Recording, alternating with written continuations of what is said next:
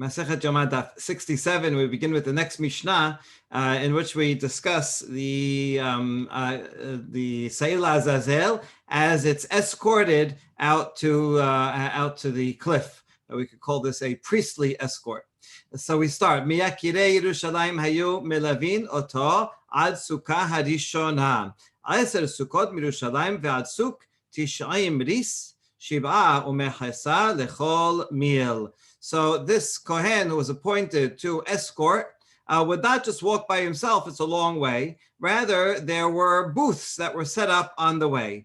And so the elders, the important people in Yerushalayim would escort of the Sa'ir until the first booth. And then the first booth, there was someone waiting there to take over. And then those people, the important people from Jerusalem would go back home.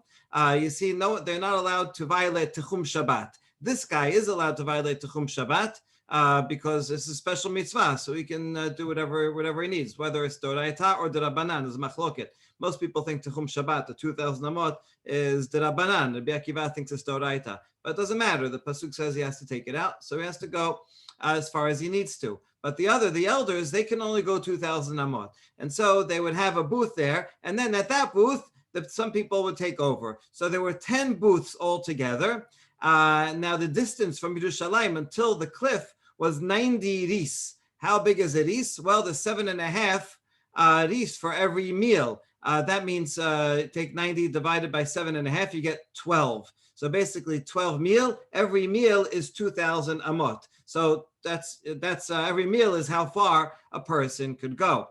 So now you have 10 booths to cover a distance of 12, so it's a little bit short, right? Al kol sukkah v'sukkah omrim lo harei mazon v'harei mayim. What are the booths there for? At every stop, they would tell the kohen who's melaveh, here's this food, there's water. Now, obviously, it's Yom Kippur, so he's not allowed to drink. But if he's feeling very weak and very faint, and he needs to eat and drink, it's available just in case, because this is the designated guy. He can't. He has to do it. He can't give it to someone else. And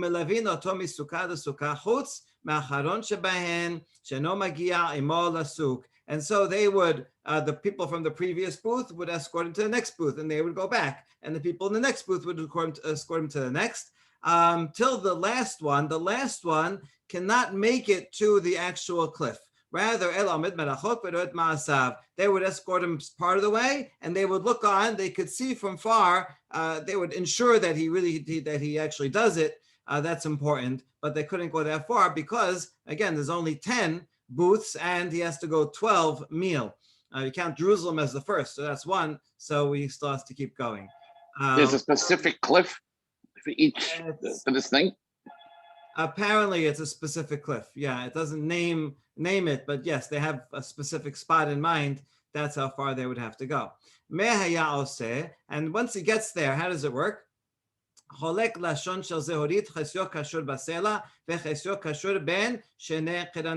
take a strip of crimson and tie half of it to a rock that's nearby, right on top of the cliff, and half of it between its horns. As a machloket, whether he's actually taking the strip of crimson that was already on its horns from in the courtyard, or is this a new one? If it's the old one, he has to actually cut it in half and then put half and half. And he pushed it backwards, like the picture we saw yesterday. He's kind of holding it up, and then so it doesn't see where it's going. If it sees where it's going, it'll resist and try to run away. The cliff was so big that it didn't even get down half the mountain, and it was already split into many limbs. When that Kohen does it, then he goes back to the last sukkah. You see, now that he finished, he can't violate Shabbat to go all the way back. He really technically has to stay at the cliff, but we don't make him do that. It's out and it's sunny, it's hot, so he can walk back. He's allowed to walk back to the last sukkah, and then he can stay there until it gets dark. Interestingly, the other people in the other booths will have to stay there the entire Yom Kippur, right? That's their spot. begadim. Torah says that whoever takes it out, his clothing becomes tameh. At what point does his clothing become tameh? Where he's going to start off tahor, ideally, because he has to go into the courtyard. So the second he leaves the courtyard of Jerusalem, he's already, that's it. He's already sent. Even if he's just started the journey. Rabbi Shimon says,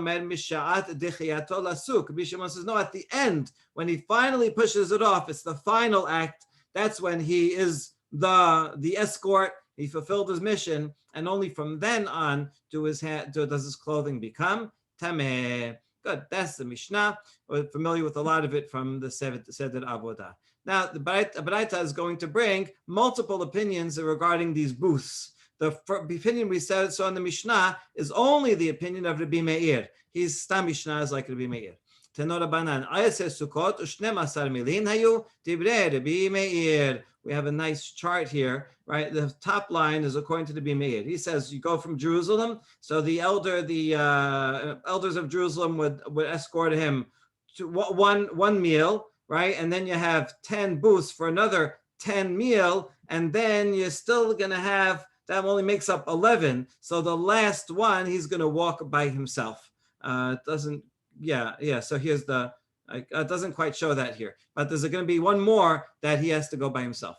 Okay, that's the first opinion. Rabbi Yehuda Omer Tesha Sukkot V'asara Milin. Rabbi Yehuda says it's a little bit closer. It's only 10 milin, not 12, and there's one less sukkah. So according to that, since there's only, you see, he had 10 and 12, he has 9 and 10. So therefore, according to the Rabbi Yehuda, you're not going to have leftover space. The last guy actually could go all the way to the end, to the edge. Rabbi Yehuda Omer, Hamesh Sukkot v'asara milin hayu. Rabbi Yosef agrees that there's only 10. He agrees with Rabbi Yehuda. You see, according to this, I don't know, maybe it's a slightly different part of the cliff, right? Maybe it's a different route, but it seems that there were more than one spot that they could use. So Rabbi Yosef says only 5 sukkahs. How could you do that? How could you have only 5 sukkahs? This is by using an aruv. What you'd have here is the people in Jerusalem, that's their spot in Jerusalem, they can go 2,000 amot, that's one meal. The people in this booth, before Yom Kippur starts, they would take a meal and put it in the middle. It's interesting that you can take a meal and make an eruv on Yom Kippur, even though you can't eat, right? But technically, it doesn't matter. Theoretically, maybe you might have to eat. It doesn't matter. Your place is where your food is on Erev, on when the holiday starts. So therefore, before Yom Kippur, they'll put a meal in between, and that means they can walk 2,000 amot this way and that way. So they leave it there. They sleep here, and then whenever the guy comes with the sayyid to here, they can escort him 4,000 amot. So once you have that, and you could do that for each of them, so you have 2, 4, 6, 8. So you have 8 meal that he can take him, and so you'd still be, well, even actually the last guy could also do more. That doesn't show that. So you can take him almost to the cliff, according to that opinion. That's Rabbi Yehuda. Rabbi Yosef Omer, that was Rabbi Yosef. Okay. Amar Rabbi Yosef, Sachli Elazar Beni. Rabbi Yosef's son Elazar came up with a bright idea. Sometimes our children, make improvements even on our own opinions. Im al yedei ayruv yacholni laasot afilu shetei sukkot v'asara milin. He said, right, Abba, if once you're going to use ayruvin, see the first 2 opinions did not use ayruv. But Rabbi Yosef introduces Eruv. If you're going to make an Eruv, I could do the whole thing with only 2. How so? Well, the people in Jerusalem, they'll make an Eruv over here. So they can go 4,000 amot. Some people in this booth, let's say 2 people in the booth. So you have one person who'll make an Eruv on this side. Another guy in this booth will make an Eruv on that side. Now they can cover, right, 4 milin just with that. This guy also can cover 4 milin. That's 9 altogether. And then 1 he'll go by himself. So that's pretty brilliant, and that way you could save on booths. Okay, it might not necessarily, technically, yes, you can do this. It could be that Rabbi Meir and Rabbi Yehuda wanted there to be regular stops just to ease the guy's mind that he is, okay, there's another stop soon if you need some shade, if you need some encouragement. He can make it there.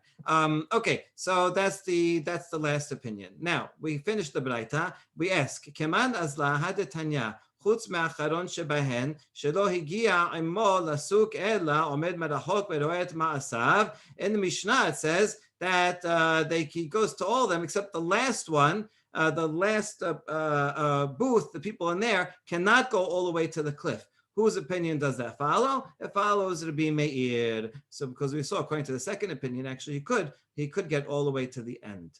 Now, Al kol sukkah v'sukkah omerim lo harei mazon v'harei mayim. You mentioned with that in each place they offer him food. Tana me'olam lo husrach adam lechach. Actually, in the history of every Yom Kippur, no one ever actually needed to eat or drink. אלא שאינו דומה מי שיש לו פת בסילו למי שאין לו פת בסילו. But psychologically, just having some bread in your basket is not the same as not having bread in your basket. This is like, on fast days, I like to bring a bottle of water to put it in my koracha to have, right after the fast is over. I know it's there, even though the 30 seconds is not going to make a difference, but just knowing I have it with me just in case is psychologically beneficial. Okay. Good. So this is interesting because this is over here. It means first to literally bread in the basket, having bread. Usually this is used as an analogy that being married is not the same as not being married, even because pat besilo. But here it's actually being used literally. Good. Me haya oseh holek lashon shel zorit. He takes this crimson and puts half on the rock and half on the animal. Question is, why don't you put the whole thing on the rock? The point of this crimson strip is that it will turn white if it's successful and the people's sins are atoned, it will turn white. So we want to see it. So fine, put it on the rock, and then that melaveh, he can see it. What's the point of throwing it down the mountain? The only reason we had it on the horns in the first place is to identify it when it was back in the courtyard. So the answer is kevan de misva b'sa'ir dilma kadem umalbin u'me'atba da'ateh. Because if you just put it on the rock, maybe he puts it on the rock and immediately while he's tying it, it turns white. And he says, oh, success, I'm done. I'm out of here. And he will not remember that he has to also push the animal down the mountain. Therefore, we make him do something with the animal. So even if he sees it, I have to do the other side. And so he'll have to tie it onto the animal. Once he's doing that, he'll make sure to also complete the pushing. Good. Okay, in that case, why don't you do the whole thing on his horns? I don't know, maybe a word about extra work. Also, it is a melacha if he has to indeed cut it. So, you wanted some reason to have to do this melacha. So why not put the whole crimson on the horns of the animal and push it down? Then he could see if it turns white as it's going down. He'll look over and check. Sometimes its head will turn around if it goes head first and he can't see it so clearly, and by the time it gets down it's far away, and so therefore we have the other sign that we keep on the rock so he can check it. Okay, now we have a braita regarding this crimson strip. Originally they would tie part of the strip in the Bet HaMikdash in front of the ulam, so everybody could see, right? Because they no text messaging. They don't know what happened with Sa'il Azazel. Did it get there? Did it work? What happened? So you put this there. It's like a sign everybody can see.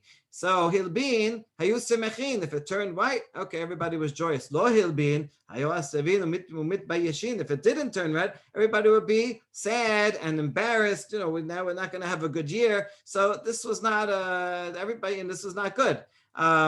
So we didn't want to disappoint people. So you know what? They put it in the ulam inside, in the foyer area, but indoors, so the people outside couldn't see. However,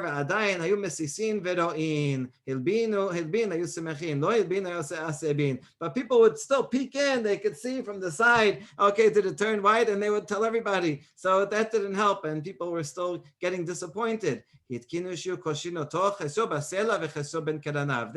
they said, send it with the guy. There's only one person there. Only he will see. The people back at home will just assume, okay, we did Yom Kippur. Everything's good.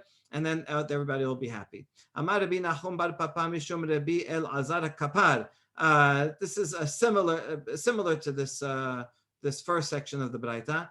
Barishona, Rabbi Elazar Kapar is a very old Tanas. This is a nice story here. Barishona hayu koshrin ashon shel zorit al petach ulam mibifnim. Now, originally they would put it inside. He doesn't have the first step that they put it outside. Vechevan shegiya l'sim midbari umalbin ve'yadu shenasit misvato shene'emar im yu chata'echem kashanim kasher gelbinu. And so he only has this one step, and once the Sa'ir got to the Midbar, it would turn white. And this is a fulfillment of the pasuk in Yeshaya that is actually the Haftarah of Yom Kippur too, that even if our sins should be a stain as dark as scarlet, Yom Kippur Hashem will come and turn them as white as snow. Yes. Just this is the only Tana that actually says that it's sent into the wilderness. He doesn't even talk about it being killed or pushed over. I mean, from the Torah, we don't see anything like that. So you have a whole Gemara going on and on and on. Right. That is interesting. It says, maybe he means once it gets to the desert, it already turns white. He's assuming, yes, you will also push it off, but it turns white the second it gets to the desert. Or maybe he means just send it to the desert, and he doesn't say anything about Azazel. That would be interesting. It would be good to do a little more of a survey of all Baraitot, Mishnayot, Tosef Ta'ot, and see where we first see the cliff idea.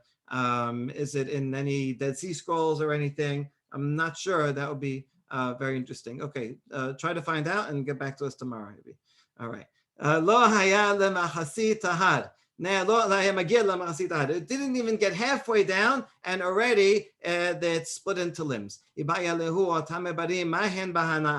Question: can someone, after it falls down, can you go down and take one of those bones and use it? I don't know, you want to make a flute out of it. I don't know why you'd want to use it, but whatever. The skin, you could take the skin and use it for leather. So can you use it? Okay, it's not just a practical question you might want to use, but it's also with a conceptual question. Generally, the leftovers of a korban, you're not allowed to use for personal benefit. I mean, except korbanot, you're allowed to eat and all that, you're allowed, but generally not. So if you say no, then you're considering this azazel like a korban. And remember, we saw the pushing off is like shechita, right? So there are actual parallels. This is an alternate form of a korban and considered like a korban. And then you would say it's prohibited. Or is it not a korban at all? And we saw opinions like that too, that said, it doesn't, well, once you designate it, that's the avodah. The lottery is the avodah. The rest of it is all optional. So that's really the two sides here. Anyway, Rav Shmuel, Chadamar Mutarin, Chadamar Asurin. Machloket Rav and Shmuel. We don't identify who says which one. But we do bring a source for each one. Man de'amar mutarin dichtib bamidbar. The one who says it's allowed. The pasuk says, send it out to the desert. Bamidbar. Let's look at the pasuk. Here. V'nasa sa'ir alav et kol avonotam el eres gezerah. V'shilach et ha'sa'ir bamidbar. So bamidbar, general wilderness, is hefker. It doesn't belong to anybody. Send it to anyone. So therefore you can take it.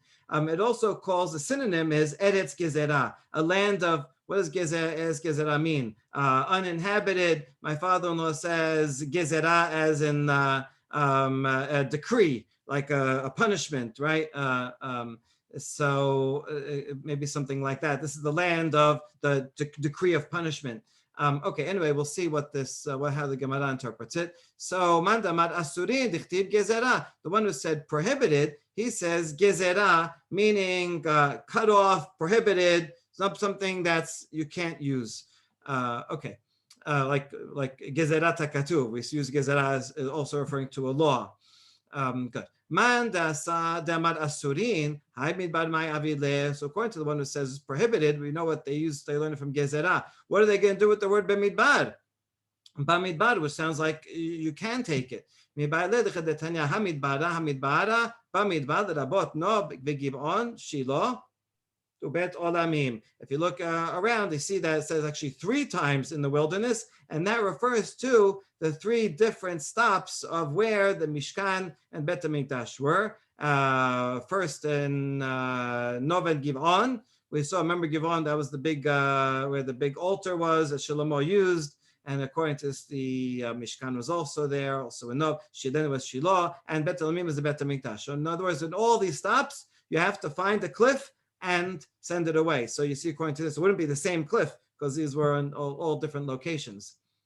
So that's what he does with Bemidbar. Ve'idach, and the one who says it's permitted and learns it from the word Bemidbar, what is he going to do? Hai gezerah, my abeda. What is he going to do with the word gezerah? Mibal lekedetanya, gezerah, and gezerah ela hatucha. Gezerah means to cut. You have to find a cliff that has rocks that are sharp. Davar acher, en gezerah ela davar hamitgarzer veyored. Or maybe it means something gezerah as breaking, and you have to find it has to make sure that the animal will be broken apart when it falls. You have to so make sure it's high up and good cliff.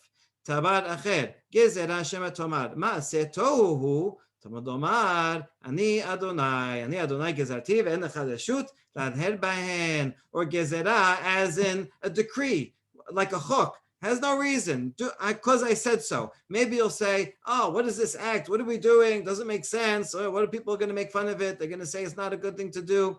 So therefore, the pasuk, this is pasuk in Vayikra Yudchet in general, Sushmatem et chukotai et mishpatai otam adam v'chai bahem ani Adonai enzof ani Hashem, to teach you that do not question them. Okay, the pasuk is not about this specific mitzvah. It's about all mitzvot that are like this. And then we're about to quote a more general baraita. Amar Rava Mista berakemad amar mutarin lo amra Torah shalach letakala. Rava says, I think it makes more sense to say it's permitted, because the Torah wouldn't say send it out right off the cliff and then there's no control over it. Well, we don't know where it's going to land. We don't know. Next year, 5 years from now, someone's going to find a piece of it and take it, and it'll be by mistake. So Torah wouldn't set us up to for a mishap to happen. In other korbanot, we control it. The parts that we're not going to use, we take outside, we burn it, we make sure that no one will take from it. So therefore, it seems it should be permitted. Now, Tendora Banan Azazel, Shehe Az Vekashe, a few more derivations of this word Azazel. So the Az Vekashe, rough and strong. So Az, right? Az means strong. And the word El, which is the name of God, also means mighty. So that seems to be where it originates from. It's a Hebrew word. It's also a word in other Semitic languages where it means a deity. It also can mean something that's strong and mighty. That's probably why it means a name for God. So we're using it here to mean both strong and mighty. Yachol b'yishuv t'modomar b'midbar. Wait, can I find some place in a settled area and just I don't know, throw it into a sewer? No, it's got to be out in the desert. Minayin shebasuk. How do you know it has to be a cliff? Maybe I could find some other way. Tamodomar gizera, has to be sharp and strong. Tanya idach azazel chasher shebeharim. V'chen omer v'et eleh haaretz lakach. Or azazel might mean the hardest mountain. And so we'll learn that from also the two parts of the word, because another pasuk that refers to eleh haaretz, the strong parts of the land. So you see, Azazel has to be a strong, rough area. So that means a very strong, high, tough mountain. Tana deber b'Yishmael Azazel shemechaper al maaseh uza va'azazel. Okay, this is a very interesting and somewhat controversial interpretation of the word Azazel, that Azazel is coming to atone for the sin of Uzzah and Azael. Who are Uzzah and Azael? These are names of two of the angels, of the fallen angels. Remember in Shemot and in Bereshit 6, when it says, right,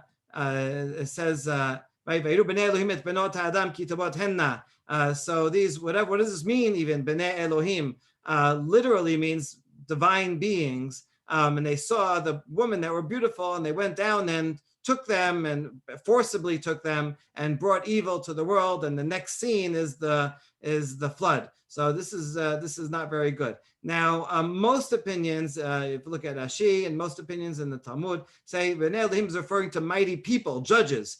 people who were politicians or in charge. They had responsibility. They should have upheld justice, and they abused their responsibility and took advantage of these women. But it's referring to human beings. And in fact, right, so that's one interpretation. We find in during a second temple literature, like in the book of Jubilees, says it refers to angels, right, that somehow took on the physical form and came down and taught sin to people. And in the book of Jubilees and in the book of Enoch, it actually mentions all of their names. So we have here some of their names. One of them is Asael, not exactly the same like Azael, but close enough. And he taught them charms and enchantments and makeup, eyeshadow. They really didn't like eyeshadow, these whoever wrote the book of Enoch. Anyway, this is super interesting because in Bereshit Rabbah, Rabbi Shimon ben Yochai, the student of Rabbi Akiva, says they are Bnei Dayaneh, they are judges, human judges. And he furthermore would curse Mekalel for anyone who said that they are divine, that they are angels or divine beings. So Rabbi Shimon bar Yochai would curse anyone who said that. This is pretty interesting because in our Gemara that we just read, Rabbi Ishmael says, yes, they are the angels, and this is the name. These are their names. So this shows a really fundamental rift between Rabbi Ishmael and Rabbi Shimon bar Yochai, who's from the school of Rabbi Akiva, regarding this. It looks like an older interpretation found in a lot of Second Temple literature is in fact angels, and so Rabbi Ishmael is continuing that. Rabbi Akiva and his student takes the other path that becomes the dominant one later on. Okay, only one line, but very, very interesting. Next, Tenora Banan, et mishpatai ta'asu. Okay, so the pasuk that we mentioned before, or the one right next to it, says et mishpatai ta'asu, ve'etukotai tishmeru lechem, ani Adonai Elohechem. So it mentions mishpat and chok. So the first mishpatim refers to things that even if they weren't written in the Torah, they should have been written. You could have figured it out on yourself, on your own.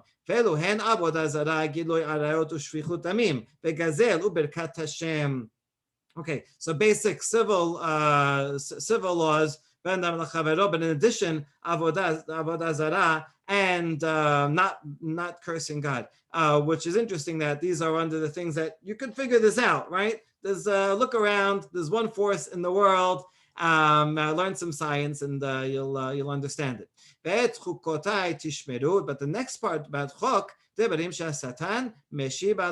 are things that the Satan, or means the adversary, the negative psychology says, why are you doing this? Doesn't make sense. What's the reason? What's wrong with pig, right? It's a very nice animal. We know the Greeks really couldn't understand why Jews would not eat pig. It's delicious. It's right. It's very nice. It's very fine. Why would you not? God created it after all. Why would you not eat it? Also, it has one of the signs at least, so something. So, right, this is not logical. Why? It's two things that are permitted. Wool permitted, linen permitted. Now you putting them together, it's not. Why not? Chalisat yebama. So yebama, you're supposed to do yibum. Now you do chalitza, you take off the shoe, spit in the shoe. This looks strange. Tarat mesora, v'sa'ir hamishtalech. Mesora, the way that he gets purified. It's a whole interesting process. And after all, the Mesorah actually can't come into the Mikdash, but he has to come into the Mikdash in order, he puts his fingers out, remember his thumb. So that looks strange. And Seder Mishtalech, hours, right, throwing it down the cliff. So all these things. Maybe these are all nonsense.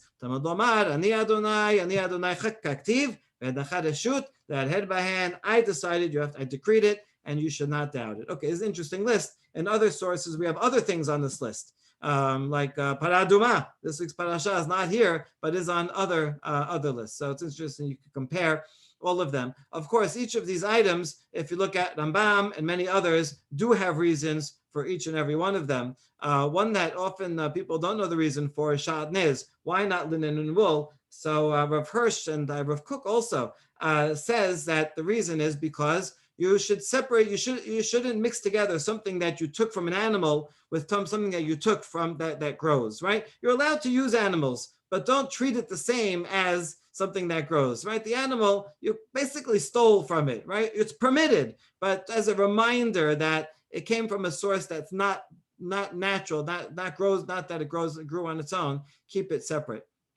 Okay, so next, ematai mitame begadim. From what point on does this the person who's escorting, when does his clothing become tameh? The Mishnah already mentioned two opinions: when he goes out or when he finishes. Tenoraban shalech metameh begadim v'enasholech et hameshalech metameh begadim. First of all, only the person who's escorting, his clothing becomes tameh, and not the person that sent the person who's escorting. That probably would be the Kohen Gadol. The Kohen Gadol gives it to him and said, "Here, take this." So even though the Kohen Gadol might be leading it on in the beginning a little to hand it over to this guy, that Kohen Gadol's clothing does not become tameh, nor any of the other people that are in the booths that are escorting him on the way. Can it be the second he leaves the courtyard, he already becomes tameh? No, it says ham shaleach. Ha, that's a limiting word. Says, not too much, only less time. I ham shaleach yachol ad sheyagia lasuk. Lasuk, if you're going to limit it so much, maybe only becomes tameh once he gets to the cliff. Tamud omar veham shaleach. So now the extra vav comes to add more, and it's adding some time. So we're limiting some time and adding some time. What's the happy compromise? So from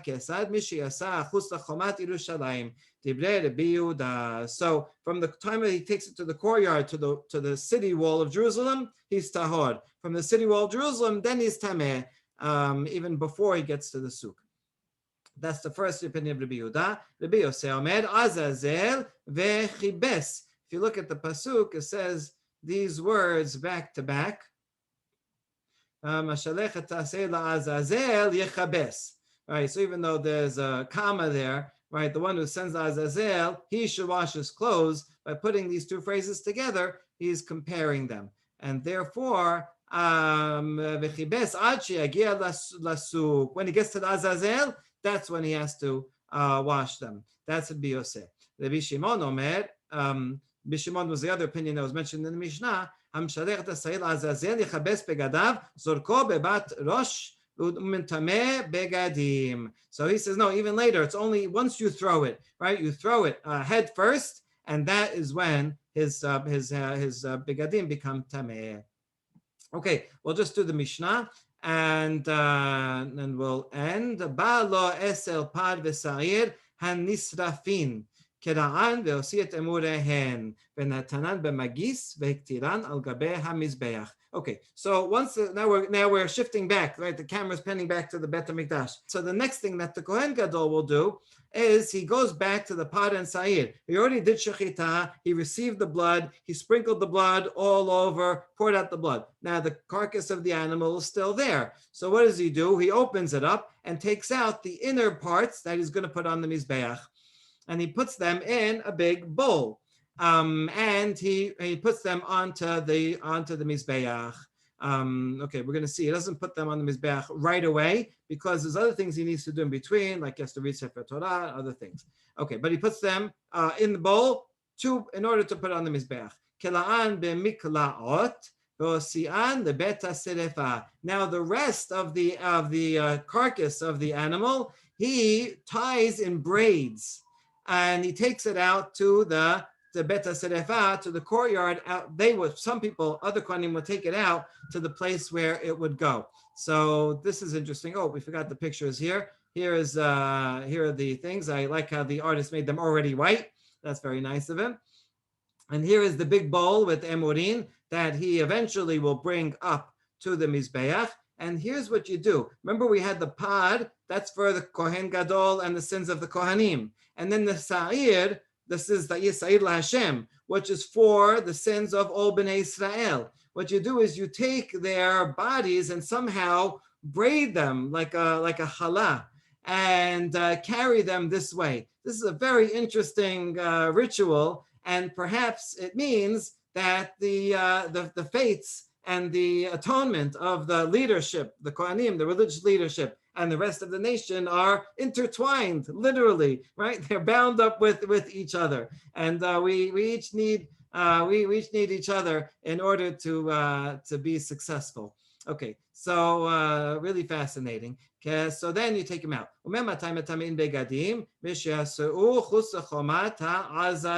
Those kohanim who carry out the carcasses, they also become tameh and with their clothing once they leave the azaraj, once they leave the courtyard. That's the first opinion. The Shimon Omer, Meshiasita or Beruba. Not only once they start burning, once they are more than half burnt. You see, the Shimon in both cases is the one that says no until after you push it down the mountain. Here, until you have to actually do it. Only when it's his work is actually done, that is when he can they become tameh. Let's just do one point because I mentioned it already. Is he going to burn the insides now? It's not the time yet. He's got to do a few more things before he burns them. He's putting them in the bowl in order to prepare them that in a few steps from now, he will put them on the Mizbeach. Okay, a lot of fascinating material today. Baruch Adonai le'olam, amen ve'amen.